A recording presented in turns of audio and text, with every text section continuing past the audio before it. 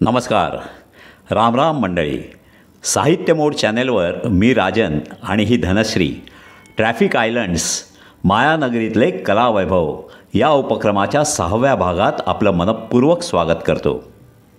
मित्रांनो, तुम्हाला ठाऊकच आहे की मुंबईत जागेच्या किमती गगनाला भिडल्या आहेत. अहो, भाड्याने जागा घेणं देखील सामान्य माणसाला परवडणारं राहिलेलं नाही. पण काही वर्षापूर्वी म्हणजे 1668 साली बरं का, 7 बेटं असलेली अख्खी मुंबई दर साल फक्त 10 पाऊंड्स म्हणजे सध्याच्या दराप्रमाणे फक्त 1040 रुपये भाड्याने दिली गेली होती. आहात कुठे? पण त्यानंतर मुंबई बहरली. आपल्या मुंबईचा विकास आणि भरभराट अखंडपणे सुरू आहे आणि असंच चालू राहणार, हो ना? वरळी येथील पोचखानवाला रोडच्या नाक्यावरील वाहतूक बेटावर म्हणजे ट्रॅफिक आयलंडवर बसवलेली इन्फिनिट मुंबई ही शिल्पाकृती पाहताना हे प्रकर्षानं जाणवतं बरं का. हे तर सगळ्यांनाच माहीत आहे ना की मुंबई हा 7 बेटांचा समूह 1661 साली इंग्लंडच्या राजाला पोर्तुगीज राजकन्येशी झालेल्या लग्नात हुंडा म्हणून मिळाला होता. तुम्हाला खोटं वाटेल कदाचित, पण इंग्रजांनी 1668 साली ब्रिटिश ईस्ट इंडिया कंपनीला हा द्वीपसमूह फक्त 10 पाऊंड प्रतिवर्षासाठी भाडेपट्टीवर दिला होता. मग ईस्ट इंडिया कंपनीनं मुंबईत बंदर आणि व्यापार केंद्र विकसित केलं, किल्ला बांधला. 1687 साली कंपनीने आपलं मुख्यालय सुरतहून मुंबईत हलवलं. 7 बेटं एकत्रित जोडून एक बेट बनवण्याचं कामही जोरात सुरू झालं आणि ते 1838 साली पूर्णही झालं. आणि मुंबईचा विकास होऊ लागला. 1853 साली आशियातील पहिला लोहमार्ग मुंबईपासून सुरू झाला.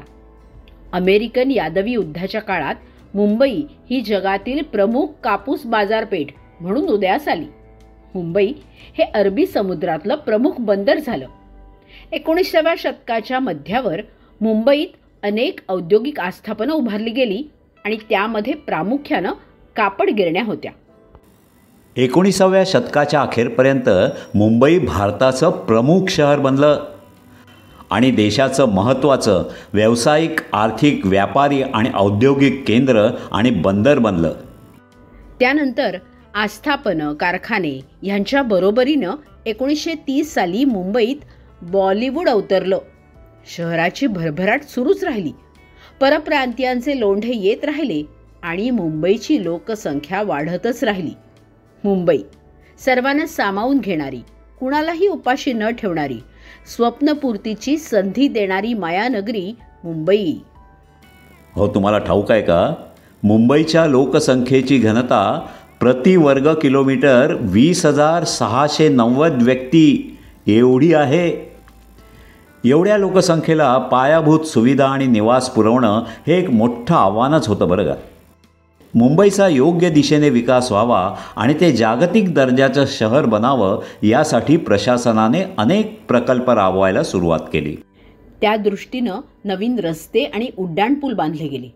अहो, आजच्या घडीला मुंबईत अंदाजे 2000 किलोमीटर लांबीच्या रस्त्यांचं जाळं आहे आणि तरीही मुंबईत प्रवासाचा वेळ वाचवून मुंबईकरांचा प्रवास सुखद आणि सुसह्य व्हावा यासाठी नवनवीन योजना राबवल्या जात आहेतच.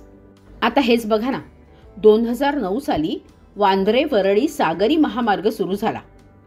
5.6 किलोमीटर लांबीच्या या सागरी सेतूमुळे वरळी ते वांद्रे हे अंतर 10 मिनिटात पार करता येऊ लागलं. 2013 साली 16.8 किलोमीटर लांबीच्या पूर्वमुक्त मार्गामुळे दक्षिण मुंबईहून चेंबूरपर्यंत विना अडथळा पोहोचता येऊ लागलं. तुला माहीत आहे, ह्याच मार्गाचा 11.9 किलोमीटरच्या उन्नत मार्गिकेद्वारे आनंदनगर ठाणेपर्यंत विस्तार करण्याची योजना विचाराधीन आहे. हो, आणि तुला माहिती आहे का, Shivdi Nhava Sheva trans harbour link या 21.8 किलोमीटर लांबीच्या आणि भारतातील सर्वात मोठ्या सागरी पुलाद्वारे दक्षिण मुंबईतील शिवडी भाग नवी मुंबईशी जोडला गेलाय. मुंबई कोस्टल रोड या 29.8 किलोमीटर लांबीच्या मार्गाचं काम वेगानं सुरू आहे. हा मार्ग मरीन लाईन्सला कांदिवली उपनगराशी जोडणारा एक्सप्रेस वे आहे म्हण की.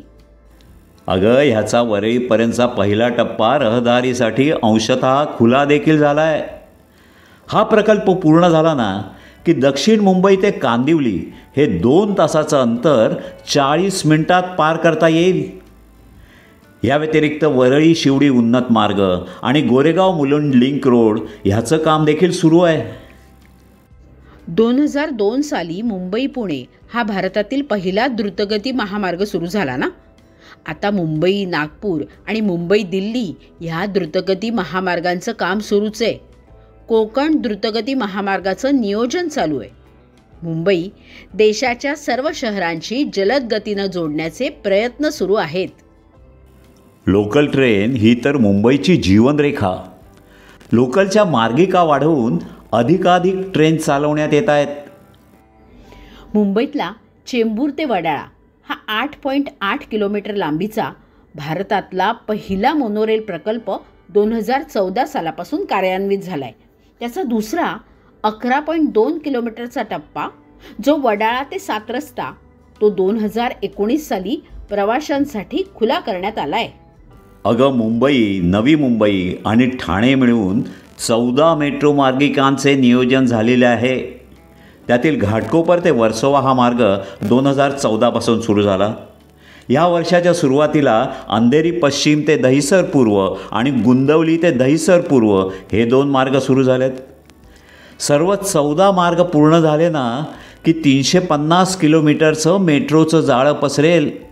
अशा प्रकारे वाहतूक सुविधा सुधारल्याचा परिणाम रिअल एस्टेट मार्केटवरही झालाच की.